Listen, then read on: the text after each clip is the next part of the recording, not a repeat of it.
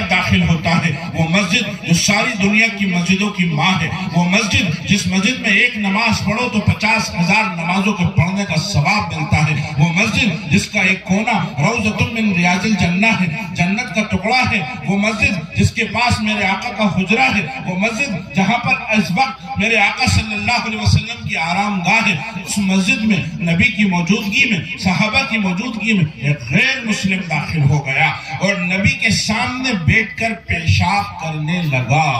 اب بتاؤ اس زمانے میں اگر ایسی حرکت ہو جائے کیسا فساد مچے گا، کیسی دنیا کے اندر ایک حادثہ ہوگا کہ ایک شخص مسجد میں گھس گیا، اس نے مسجد کی بے حرمتی کر دی، میرے آقا کی موجودگی میں کوئی مسجد میں گھسا ہے اور اس نے نادانی کے نتیجے میں پیشاب کیا، صحابہ بھاگے، اسے مارے، اسے روکے، آقا نے فرمایا رکو رکو رکو، اسے پیشاب کرنے دو، آرام سے بیٹھ کر اس نے پیشاب کر لیا۔ اب گویا کہ فرمایا اب میں اپنا کام کروں گا، تم اپنا کام کرو، میں اسے آداب مسجد سمجھاؤں گا اور تم پانی کا انتظام کر کے مسجد کو دھو۔ کیا منظر ہوگا، ادھر بلال اور یاسر اور حضرت عمر اور حضرت علی رضی اللہ عنہ صحابہ کی جماعت مسجد دھو رہی ہے، ایک دیہاتی غیر مسلم نے مسجد میں پیشاب کر دیا، صحابہ مسجد دھو رہے ہیں اور میرے آقا کونے میں بیٹھ کر اسے بڑے پیار سے، بڑے احترام سے، ایک جیسے چھوٹے بچے کو سمجھایا جاتا ہے، آپ سمجھا رہے کہ دیکھو یہ مسجد ہے،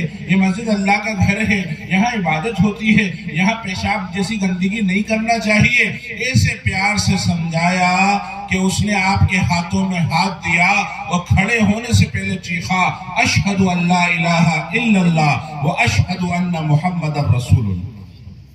ایک یہودی آتا ہے اور آ کر اللہ کے نبی سے عرض کرتا ہے کہ آپ تو بہت سخی واقع ہوئے ہو، لوگ حاتم طائی کے قصوں کو بھول گئے، اب تو محمد مصطفیٰ کا تذکرہ ہے، جو بھوکا آئے تو کھا کے جائے، ننگا آئے تو کپڑے پہن کے جائے، بیمار آئے تو اس کی مدد ہو، کوئی تندرست آئے تو اس کی مدد ہو، لیکن مجھے یہ معلوم ہے کہ آپ کے پاس ہمیشہ اتنا نہیں ہوتا غلہ کہ آپ بڑی بڑی جماعتوں کو کھانا کھلائیں، کبھی ایسی نوبت آ جائے، کوئی بڑا قافلہ قبیلہ آئے، وہ ضرورت مند ہو، بھوکے ہو، آپ مجھے یاد کر لینا، میں مدینے کی منڈی کا بڑا تاجر ہوں۔ تو ایک مرتبہ ایک بڑا قافلہ آیا جو سب پریشان تھے، بھوکے تھے، حضرت بلال سے آپ نے فرمایا کہ بلال جاؤ گودام میں دیکھو، وہاں پر اگر غلہ ہو تو لاؤ۔ تو حضرت بلال نے عرض کیا آکے کہ اللہ کے نبی وہاں تو کوئی غلہ وغیرہ نہیں ہے،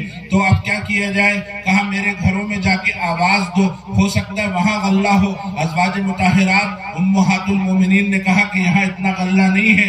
آپ نے صحابہ سے پوچھا کہ تمہارے گھروں میں ہے؟ کہا کہ اللہ کے نبی فصل اگلی آنے والی ہے، پچھلی تمام ہوئی، ہمارے گھروں میں غلہ وغیرہ نہیں ہے۔ تو آقا صلی اللہ علیہ وسلم نے فرمایا اس یہودی کو بلا کے لاؤ۔ وہ یہودی آیا، آپ نے اس کے سے معاملہ کیا، کونے میں بیٹھ کر ایک ڈیل کی، اس نے بہت سارا غلہ بھیج دیا۔ آپ نے فرما دیا کہ اس غلے کی قیمت ہم کھجوروں کی فصل میں سے ادا کریں گے۔ بہرحال غلہ آ گیا، چولہے جل گئے، دیگیں چڑھ گئی، کھانا پک گیا، بھوکوں نے کھا لیا، کچا غلہ اپنے تھیلوں میں بھرا اور جن کے پاس تھیلے نہ تھے انہوں نے آستینوں میں بھرا، گرے لگائی اور چلے گئے۔ اللہ کے نبی بڑے خوش ہوئے۔ اب ایک آخری بات عرض کر رہا ہوں، ایک زمانے کے بعد وہ آتا ہے، چند دنوں کے بعد آیا اور آ کے اس نے کیا کیا، ذرا غور سے سنو، اس نے کیا کیا؟ اخذ بمجمع صوب رسول اللہ، آ کے اللہ کے نبی کا گریبان پکڑ لیا۔ ہے اس کائنات میں اللہ کے بعد اگر کچھ محترم ہے تو وہ یہ، آ کے اس نے اللہ کے نبی کا گریبان پکڑا اور آ کے کیا کہتا ہے؟ ادِ حق یا محمد، محمد میرا قرض ادا کرو۔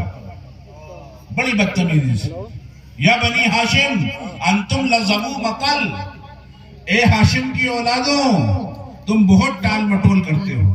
تانا کیسے دیا؟ محمد ابن عبداللہ ابن عبد المطلب ابن ہاشم، پر دادا کا نام لیا، پورے خاندان کو بٹا لگایا کہ سارا قبیلہ ٹال مٹول کرتا ہے۔ اتنا بڑا جھوٹ گھڑا، ایسا جھوٹ بولا جو ابو جہل نہیں بول سکتا تھا، ایسا جھوٹ بولا جو ابو لہب نہیں بول سکتا تھا۔ کہتا ہے یا بنی ہاشم انتم لذو مطل، اے ہاشم کی اولادوں تم بہت ٹال مٹول کرتے ہو. اور میرے آقا مسکرا رہے ہیں، وقار اور رحمت سے اسے دیکھ رہے ہیں. حضرت عمر موجود تھے. عمر تو عمر ہیں، غصے میں آگ بگولا ہوئے، آنکھیں انگارہ ہوئی، چیخ پڑے، اگر اللہ کے نبی کی موجودگی کا خیال نہ ہوتا میں تیری گردن اڑا دیتا. اللہ کے نبی نے حضرت عمر کو ڈانٹتے ہوئے کہا، او غیر ذالک یا عمر، اے عمر مجھے تم سے اس کے علاوہ کی امید ہے. تم اس سے کہو کہ جب کسی کو قرضہ دو تو نرمی سے وصولی کرو، اور تم مجھ سے کہو کہ نبی جی جب قرضہ لیا کریں تو وقت پہ ادا کیا کریں. اور پھر فرمایا کہ اے تاجر ذرا اپنا کھاتا نکالو، اپنی بہی نکالو، اپنی کتاب نکالو اور دیکھو جو دن ادائیگی کا طے ہوا تھا اس میں 3 روز باقی ہیں. تم پہلے سے آ گئے ہو لیکن الحمدللہ کھجور کی فصل آ گئی ہے، جاؤ اپنا قرضہ بے باک کرو. آپ نے حضرت عمر کو ایک طرف لے جا کر حساب سمجھایا کہ تم نے اسے ڈانٹا تھا، اب تم جاؤ اور اس کی کھجوروں کا حساب بے باک کرو. اب حضرت عمر بوجھل قدموں سے اسے لے کر جا رہے ہیں اور جا کر گویا کہ 25 پیپے کھجور دینا تھی. 25 پیپے 25 جھولے بنائے. جب 26واں ڈالا وہ کہنے لگا عمر بس میرے تو 25 ہیں. تو حضرت عمر نے یہ کہا کہ میرے آقا نے مجھے کونے میں لے جا کر یہ بھی کہا تھا کہ اے عمر تم نے اسے ڈانٹ دیا ہے، اسے برا لگا ہوگا، اسے تکلیف ہوئی ہوگی، اس کے بدلے میں 1 پیپا کھجور زیادہ دینا. اس نے کہا عمر کیا تم مجھے جانتے ہو؟ حضرت عمر نے کہا نہیں جانتا. اور اس لہجے میں کہا جیسے یہ کہہ رہے ہوں کہ میں جاننا بھی نہیں چاہتا کہ ایسا بدتمیز آدمی جو آقا کے ساتھ ایسی بے حرمتی کا معاملہ کرتا ہے. تو اس نے کہا نہیں عمر میری بات سنو، میں زید ابن ثنا ہوں.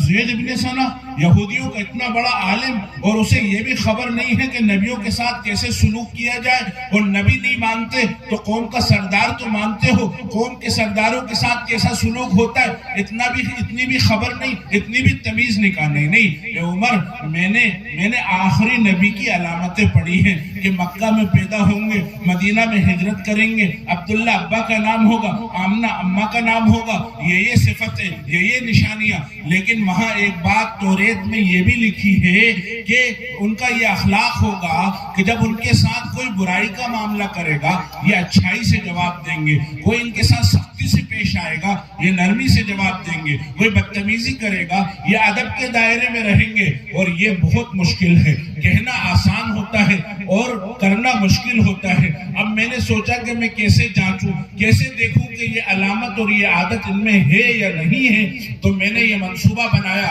پلاننگ بنائی کہ میں انہیں قرض دوں گا اور وصولی کے وقت بدتمیزی کروں گا، پھر دیکھتا ہوں یہ کیا کرتے ہیں. اور آج میں نے دیکھ لیا. اب تم جاؤ اور جا کے مدینہ کے چوراہوں اور چوپالوں پہ اعلان کر دو کہ زید ابن ثنا جو مدینہ کی منڈی کا بڑا تاجر ہے، زید ابن ثنا جو یہودیوں کا بڑا عالم ہے، آج سے محمد مصطفیٰ کے غلاموں میں سے غلام ہے. اشہد ان لا الہ الا اللہ و اشہد ان محمد رسول اللہ. اخلاق سے جیتا کرتے ہیں، احسان سے مارا کرتے ہیں. اللہ تعالیٰ یہ اخلاق ہمیں عطا فرما دے. سیرت طیبہ کی روشنی میں زندگی گزارنے کی توفیق اللہ ہمیں عطا فرما دے. اس گندی دنیا میں اچھا نبی، ناپاک دنیا میں پاک نبی، ظالم دنیا کے اندر معصوم نبی آتا ہے. اس کا استقبال گلدستوں سے نہیں ہو رہا، اس کا استقبال پتھروں سے ہو رہا ہے. وہ روشن چہرہ جسے دیکھا دیکھنے والے نے کہا احسن منک لم تر قط عینی واجمل منک لم تلد النساء خلقت مبرئا من کل عیب کأنک قد خلقت کما تشاء. کہ آپ سے زیادہ حسین چہرے والا میری آنکھوں نے کوئی دیکھا نہیں، آپ سے زیادہ پیارا دنیا کی ماؤں میں سے کسی ماں کا بچہ ہوا نہیں. آپ تو ایسے عیبوں سے پاک ہو کر پیدا ہوئے ہیں جیسے اللہ نے آپ کو آپ سے پوچھ کر پیدا کیا ہو کہ میرے محبوب بتاؤ تمہیں کیسا بنانا ہے. ویسا اللہ نے بنایا. میرے محبوب تمہاری آنکھوں میں کتنا سرما لگانا ہے اتنا سرما اللہ نے لگایا. میرے محبوب تمہیں کیسا بناؤ، جیسا آپ نے کہا ویسا اللہ نے بنا ڈالا. حضرت جابر ابن عبداللہ گھر سے نکلتے ہیں، 14ویں رات کا چاند اپنی آب و تاب کے ساتھ چمکتا دمکتا نظر آتا ہے. کہتے ہیں سبحان اللہ ما احسن المنظر، کتنا خوبصورت منظر ہے. ادھر سے آقا صلی اللہ علیہ وسلم تشریف لے آئے. کہتے ہیں آپ کے چہرے انور پر جب میری میری نگاہ پڑی آپ کے چہرے انور میں اٹک گئی اور میری نظر ٹھٹک گئی. میں کبھی چاند کو دیکھوں, کبھی آپ کے چہرے کو دیکھوں, کبھی چاند کو دیکھوں, کبھی آپ کے چہرے کو دیکھوں. آخر میں دل تھاما, ٹھنڈی آہ بھری اور کہا اے جابر کیا دیکھتا ہے؟ اللہ کے نبی کا چہرہ چاند سے بھی زیادہ حسین اور خوبصورت. کل 14ویں کی رات تھی, شب بھر رہا چرچا تیرا, کسی نے کہا یہ چاند ہے, کسی نے کہا چہرہ تیرا. حضرت عائشہ رضی اللہ عنہ فرماتی ہے یوسف کو دیکھنے والی حسن پرست عورتوں نے جب یوسف کو دیکھا تو اپنی انگلیاں کاٹی تھی. اگر خدا کی قسم وہ میرے سرتاج محمد مصطفیٰ کو دیکھ لیتی اپنے دل کاٹ لیتی. اس حسین چہرے پہ احد کے میدان میں زخم لگ رہے ہیں. ابن قیمیہ نے حربہ پھینک کے مارا, گڑاسا گھومتا ہوا آیا اور اللہ کے نبی کے چہرے پہ یہاں پہ لگا.